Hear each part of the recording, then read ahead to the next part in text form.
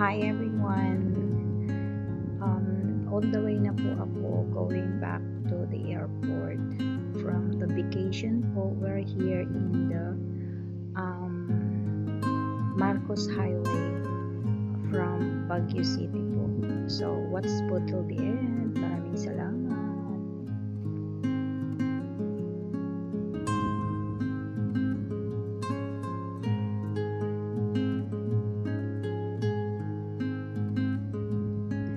Ayan na po guys. So,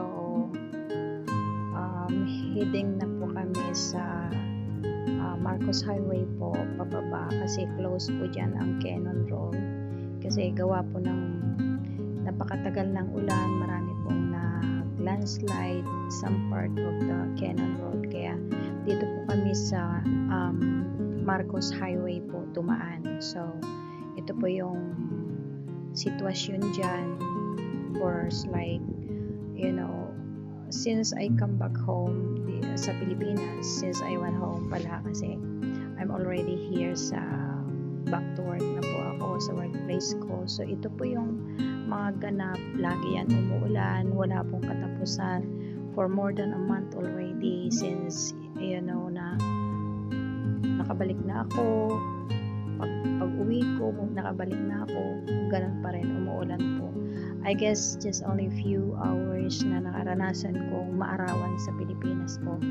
Yung weather ganyan na talaga. So yan hanggang sa may may mga time din na stop siya, wala pang isang oras, mga few minutes lang, ayan, uulan ulit. So this happening in Luzon area, kung saan po naglandfall yung si bagyong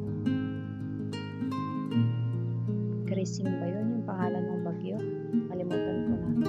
So it's really horrible po yung experience na gano'n, yung buong bakasyon na isang buwan ay really ang dami kong gawin pero hindi ko po gawa po ng maulan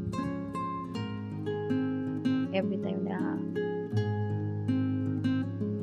lalabas, ulan. So nakakainis talaga, promise. Nainis ako. Pero babawi na lang siguro sa susunod guys. So that's the story. As you can see now, sa part of Baguio kasi may mga place kasi na ang kapal talaga ng fog. So yan guys, I hope you like the video. Share ko lang sa iyo. Ganyan po yung mga videos ko lang, lahat nasa highway, lahat nasa biyahe lang kasi hindi pwedeng, ayoko naman kasi yung maulan tapos very humid po sa Pilipinas. Hindi ko kasi linya ng katawan ko ng gano'n. Ang hirap accept ng katawan ko ng gano'ng mga sitwasyon. Ayoko din magkasakit. Worse na pag nagkasakit ako guys. So ayan po yung sitwasyon dyan. Diyan lahat umaakyat yung mga buses from Manila galing sa Babao kasi makikita nyo nandiyan yung Victory, Partas, G something. So maraming salamat po guys sa mga nanonood pa rin sa aking mga video kahit hindi po ako laging active. So thank you and God bless po sa mga naka-stay pa rin na members ko. Maraming salamat. And yeah, hope you like the video. Please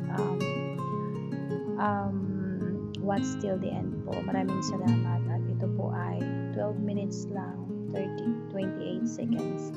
And thank you, God bless po everyone. Hope you will do comment or something, yung masasabi nyo lang sa aking video. Maraming salamat po. At here, nandito na kami po sa somewhere in Tubao, La Union na po yan. So yeah,